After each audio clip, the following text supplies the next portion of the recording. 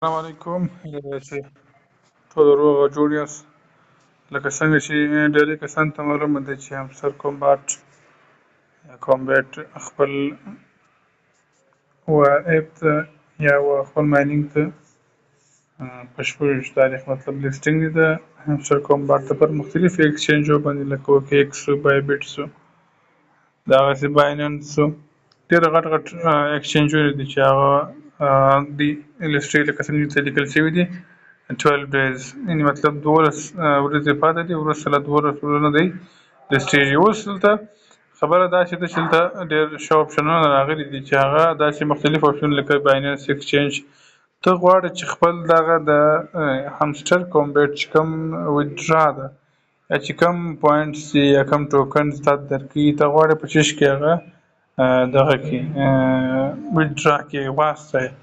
اوس په دې کې مختلف اپشنونه دي، بایننس ایکسچینج هم شته، اوکې ایکس ایکسچینج هم شته، بایبټ ایکسچینج هم شته، د ټیلیګرام خپل والټ هم شته، ای بی آی ایکسچینج هم شته چې نوی ایکسچینج دی، دغسې اون چین ایرډراپ هم شته. اوس په دې کې مختلف دي، څوک که چیرې غواړي اون چین کې اون چین هم کولی شي، لکه ټون کیپر کې ته غواړي ویډرا واخلې، څوک بایننس نه لري، نه اوکې ایکس لري، نه بایبټ لري،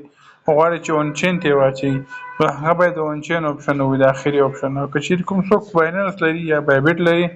هغه باید د بایننس د ټولو چې امپورټنټ دی، د ټولو چې مهم دی چې هغه ته باید ویډرا وکړي، هغه دغه د بایننس ایکسچینج دی. ځکه چې بایننس ایکسچینج کله کله لکه څنګه په ډوګز کې خلکو ته 100,000 ډوګز اضافه ورکړه ډوګز ایرډراپ کې، نو هیله ده چې په دې کې هم څه ناڅه ریوارډ ورکړي، چې ریوارډ ورنه کړي هم بیا هم هېڅکله په دې کې د دغه مسله نه راځي، د ویډرا اپشن مثلا نه راځي، د ګیس فیز نه غواړي، دغسې د کله چې ته خرڅوې په هغې کې مسله نه راځي، او ډېر یو له معتبرو نړیوالو ایکسچینجونو څخه. اوس راځو د دې لپاره لومړی بایننس ایکسچینج ته ورځو موږ، او دې کې یو مهم شی لیکل شوی دی، بایننس ایکسچینج کې وای سی. کې وای سی څه مطلب؟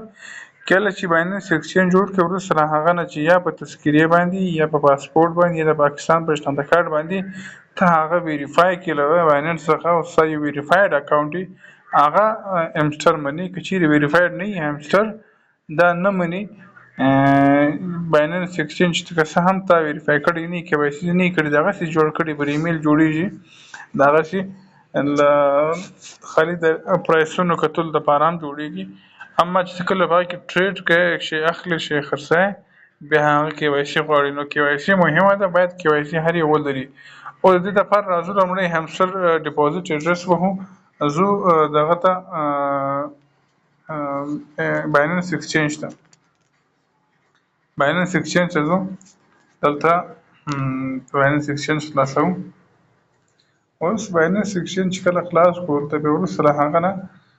موږ دلته به د همسټر چې کوم لانچ دی په لانچ پول باندې همسټر کومباټ راغلی دی، غواړو چې دا هلته سرچ کړو. راځو بیا والټ ته، والټ اپشن ته چې کله رالو په والټ اپشن کې وروسته له هغه نه بیا دلته موږ سپورټ ته ځو، یعنې سپورټ کې موږ کار دی دا اوورویو مطلب ټول کتل دي. سپورټ ته ځو، سپورټ وروسته د ډیپوزټ وو، دا ډیپوزټ وو چې کله ډیپوزټ ووهو دلته هغه کوین موږ لیکو کوم کوین سره چې زموږ کار دی، لکه اوس زموږ کار دی HMS ګوره همسټر کومباټ، همسټر کومباټ هر همسټر کومباټ دی ووهئ، وروسته له هغه نه به ته همسټر کومباټ ووایې. اوس همسټر کومباټ چې کله ووایې دلته دې ته نیټورک درکوي، ته په کوم نیټورک باندې دا کوې، نو دې لپاره چې دی فقط او فقط ټون کوین دی، یعنې ټون کوین چې کوم چین دی هغه دپاره ته کولی شې چې دغه چین انتخاب کړې او په دې چین باندې خپل همسټر کومباټ څخه او بایننس دغه واړی خپل چې کوم پوینټس یې واړی. دا ډیپوزټ اډرس او میمو اډرس دا دواړه مهم دي، دواړه باید ته وګورې. کله چې ډیپوزټ اډرس ته کاپي کړې، اوس په دې اول څلور او اخر څلور لفظونه باید دا دې وکتل شي، EQT5 دا مهم دی او XNJB دا مهم دی، او وروسته له هغه دا همسټر میمو هم کاپي کوو، دواړه کاپي کوو. اوس راځو به ته همسټر کومباټ به ایرډراپ ته، د دواړه دې څه کار وشو، د کار خلاص شو. اوس راځو دلته هیمستر کومبیټ کې د کوم ډیپوزیټ اډرس چې هر کله چې چیرې ستا دغه کوې یا کوم ټرانزیکشن کوې یا بل څه کوې ستا د ټولو مهم شي دی دا ډیپوزیټ اډرس چې کله د چا ډیپوزیټ اډرس چې کوم کلیپ بورډ وي هغه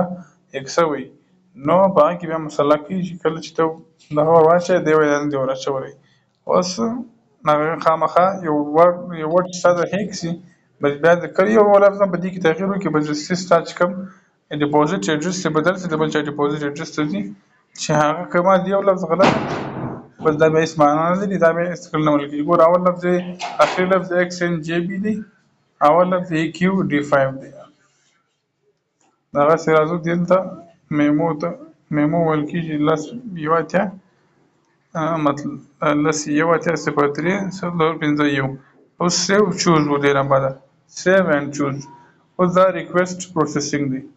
کله ریکویسټ پروسس شو وروسته هغه نه لکه څنګه چې په دې سرور باندې ډېر رش دی ډېری خلک غواړي چې بایننس ته ویډرا کړي نو خامخا په دې کې څه نه څه وخت اخلي انټرنیټ زورور یو یا څه صبر ورته وکړي انشاءالله کېږي هیله ده چې سر په خلاص شوی خدای په امان